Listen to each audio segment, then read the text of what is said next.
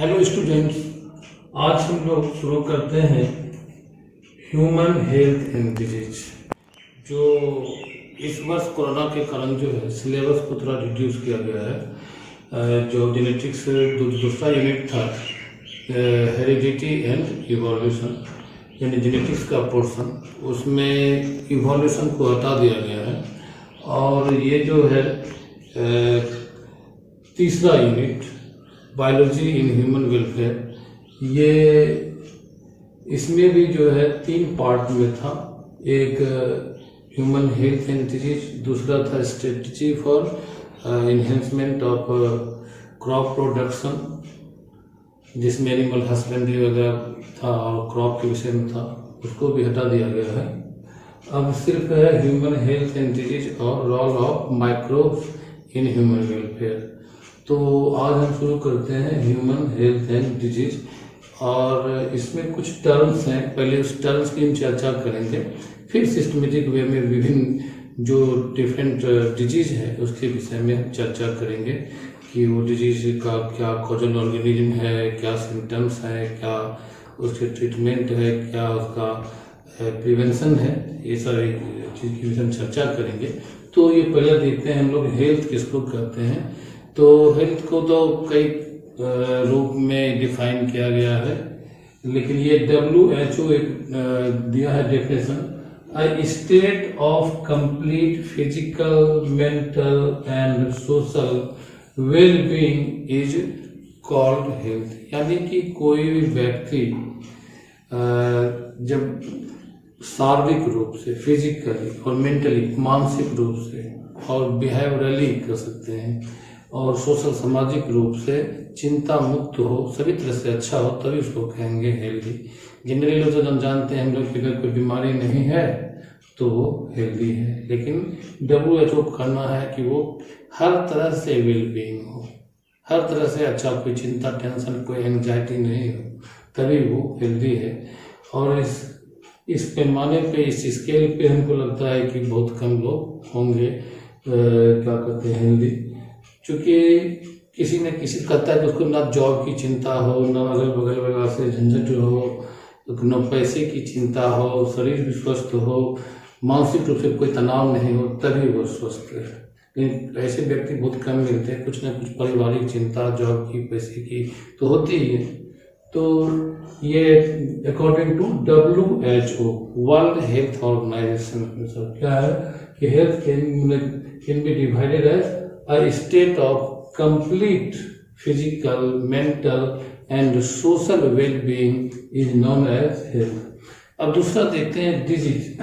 Disease क्या है? जिसे कोई ऐसा कंडीशन है शरीर का जब एक या एक से अधिक शरीर का अंग प्रॉपर वे में काम नहीं कर रहा हो, एडवर्सली अफेक्टेड हो और उसको कुछ सिम्टम्स दिखाई पड़े, तो वो डिजीज कहलाता है।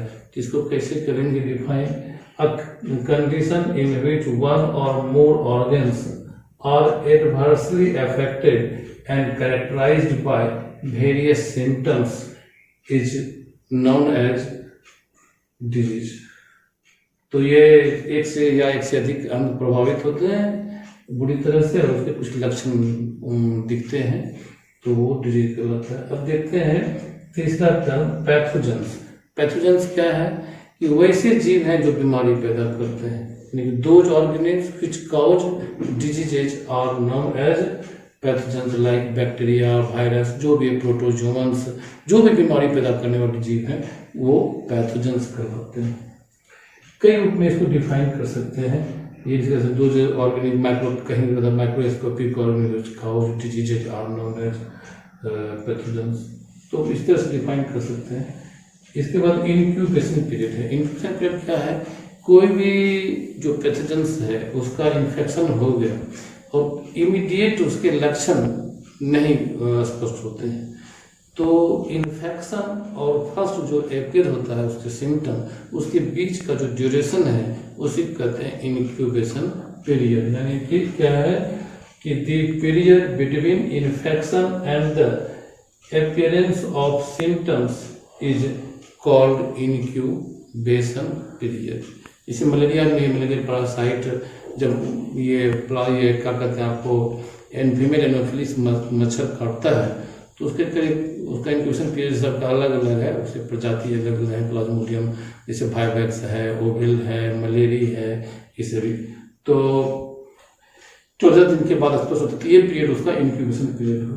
अब इसके बाद हम देखते हैं इम्यूनिटी। इम्यूनिटी क्या है? ये किसी भी ऑर्गेनिज्म के बॉडी की एक क्षमता है डिजीज से लड़ने की, और वो शरीर को सुरक्षित रखता है। क्या हुआ, इसका कैसे डिफाइन करेंगे? The ability of living body to fight against disease is called immunity. बाद में इसका डिटेल्स पढ़ेंगे, इम्यूनिटी कितने तरह के होते हैं। अब देखते हैं इंटरफेरॉन्स। इंटरफेरॉन्स क्या है? एक केमिकल सब्सटेंस कर सकते हैं, ग्लाइकोप्रोटीन है, जो कि हमारे बॉडी जिसमें जिससे बैक्टीरिया या ये वायरस इन्फेक्ट करता है तो उससे केमिकल सब्सटेंस निकलता है और दूसरे को क्या करते हैं, सेल्स को उससे बचाता है उसके इन्फेक्शन से। इसको इस तरह डिफाइन कर सकते हैं, the glycoproteins produced by our body cells in response to viral infection is known as interferons. अब नेक्स्ट टर्म की चर्चा करते हैं। अब देखते हैं एंटीजन। तो एंटीजन क्या है?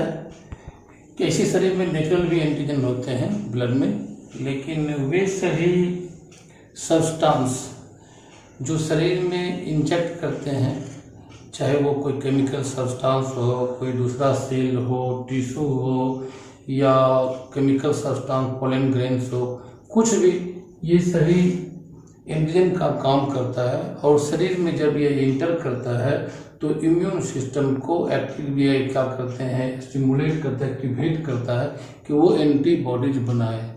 तो इसको इस तरह से डिफाइन कर सकते हैं, those foreign molecules which activate the immune system to produce antibody is called antigen. इसके बाद देखते हैं एंटीबॉडी। एंटीबॉडी या एंटीबॉडी प्लूरल में कहें, ये वे सब्सटेंस हैं जो एंटीजन के रिस्पॉन्स में शरीर इम्यून सिस्टम द्वारा बनाए जाते हैं और शरीर की सुरक्षा करते हैं। तो the protein molecules produced in response to antigen is called antibody. Next vaccination. Vaccination क्या है? जैसे कि अभी बहुत चल रहा है वैक्सीनेशन का की बात जोरों से चल रही है, जो कोरोना वायरस उसके अगेंस्ट में।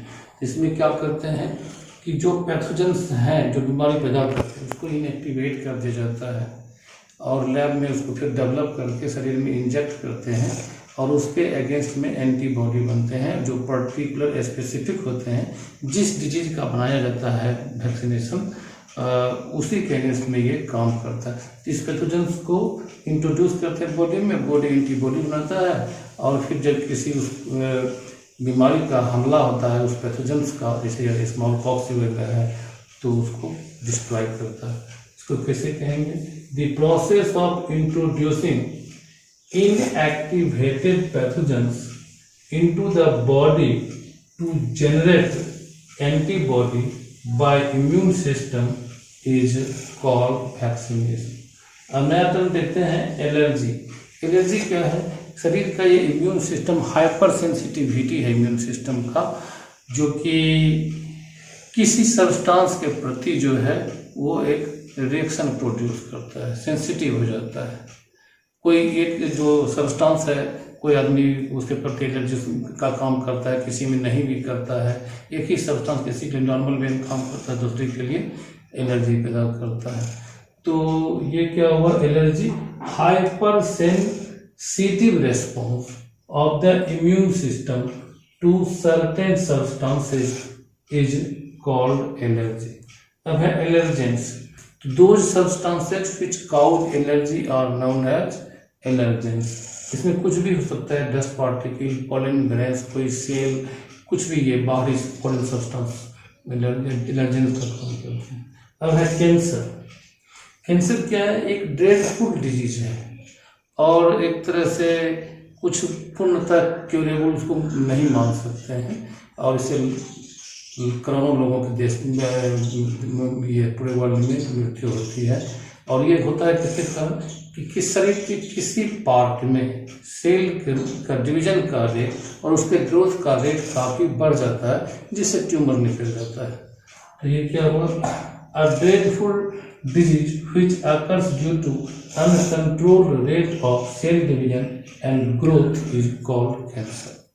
दूसरा टर्म है मेटास्टेसिस। ये क्या है कि जहाँ पे कैंसरस ट्यूमर होते हैं वहाँ पे क्या होते हैं कि उसके सेल्स में एडहेसिव पावर कम हो जाते हैं, सेल को एक दूसरे से बांधने की क्षमता कम हो जाती है और वो ब्लड सर्कुलेशन से एक जगह से दूसरे पार्ट में जाते हैं, वहाँ जाके दूसरा ट्यूमर पैदा करते हैं।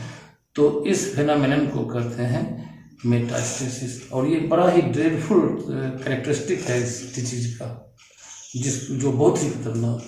तो क्या हुआ? A phenomenon in which cancerous cells transfer from one part to another part of the body through blood circulation and form secondary tumour is called metastasis. इसके बाद कुछ और टर्म्स देखते हैं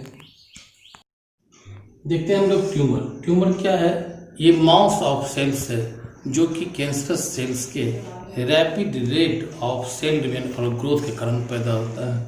अ mass of cells produced by uncontrolled rate of cell division of cancerous cells is called tumour. अब देखते हैं retrovirus. ये क्या है? Such type of virus which contains RNA as a genetic material. Generally क्या होता है जेनेटिक मटेरियल? डीएनए। लेकिन रेट्रोवायरस में जो जेनेटिक मटेरियल होते हैं वो आरएनए होता है और फिर रिवर्स ट्रांसक्रिप्शन के द्वारा वो फिर डीएनए बनाता है।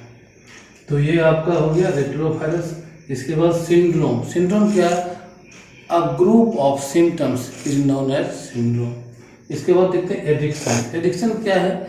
किसी भी व्यक्ति का मेंटल और physical dependency on chemical substances और alcohol drugs is known as addiction. क्या है? Physical and mental dependence to certain drugs और अल्कोहल इज कॉल्ड एडिक्शन। अब हम लोग देखते हैं एडोलसेंस स्टेज क्या है? ये करीब 12 से 19 वर्ष के बीच का जो पीरियड है उसको एडोलसेंस या किशोरावस्था कहते हैं और इसमें बच्चे का क्या होता है? काफ़ी तेज़ी से फिजिकल ग्रोथ होता है, मेंटल ग्रोथ होता है, सोशल और इमोशनल डेवलपमेंट होता है। ज़्यादा बच्चे इस उम्र में इमोशनल होते हैं। तो ये आपका क्या कहते हैं? क्या है? The age between 12 years to 19 years is called adolescence. In this period, physical, mental, social and emotional development occurs rapidly। तो ये हुआ। इसके बाद कुछ देखते हैं हम लोग हेल्थ के कैरेक्टरिस्टिक्स। अब हम लोग देखते हैं कैरेक्टरिस्टिक ऑफ हेल्थ। हेल्थ की क्या विशेषता है? कुछ इसमें क्या है कि it increases longevity of a person. ये किसी लोगों की जीने की इच्छा बढ़ाता है, जीने की क्षमता बढ़ा देता है। ज़्यादा दिन तक अगर हेल्थ ठीक रहा ज़्यादा दिन तक जिंदा रहेगा। दूसरा है it reduces infant and maternal mortality. अच्छा अगर हेल्थ हो बच्चे का और माँ का मृत्यु दर कम हो जाएगा। तीसरा healthy people are more efficient to work. Healthy person जो अधिक काम कर सकते हैं, उसकी क्षमता अधिक होती है। चौथा it increases the productivity and economic prosperity. यानी कि ये क्या होता है? प्रोडक्टिविटी, ज़्यादा काम करेंगे, ज़्यादा प्रोडक्शन करेंगे तो ये प्रोडक्टिविटी को इंक्रीज करता है और उससे ज़्यादा काम करेगा, ज़्यादा पैसा होगा तो उसकी आर्थिक उन्नति ज़्यादा होगा। ये हुआ। अब देखते हैं फैक्टर्स अफेक्टिंग हेल्थ को प्रभावित करने वाले कारक क्या है? ये बैलेंस डाइट है। कुछ बीमारी जो जैसे बैलेंस डाइट सब कुछ उसमें क्या होना चाहिए? उचित मात्रा में प्रोटीन होना चाहिए, कार्बोहाइड्रेट होना चाहिए, विटामिन होना चाहिए और क्या कहते हैं फैट होना चाहिए। ये सभी जो भी इसेंशियल फैक्टर हैं वो होना चाहिए, नहीं तो उसकी कमी से भी बीमारी होती है। Balance diet. दूसरा पर्सनल हाइजीन, वो कैसे कितना देर तक सोते हैं, कब जगते हैं, कब नहाते हैं या नहीं नहाते हैं, कपड़ा साफ करते हैं नहीं करते हैं, घर में सफाई है कि नहीं है, शरीर की सफाई होती है तो डेली स्नान करते हैं, इस पर भी डिपेंड करता है। पर्सनल हाइजीन हुआ। दूसरा रेगुलर एक्सरसाइज से भी स्वास्थ्य में सुधार होता है, ब्लड सर्कुलेशन बढ़ता है। तो सांस संबंधी बीमारी और जो भी है ये सब नहीं होता है। तो एक्सरसाइज भी हेल्दी रहने के लिए आवश्यक है, इस पर भी डिपेंड करता है। अब देखते हैं good health can be achieved by following.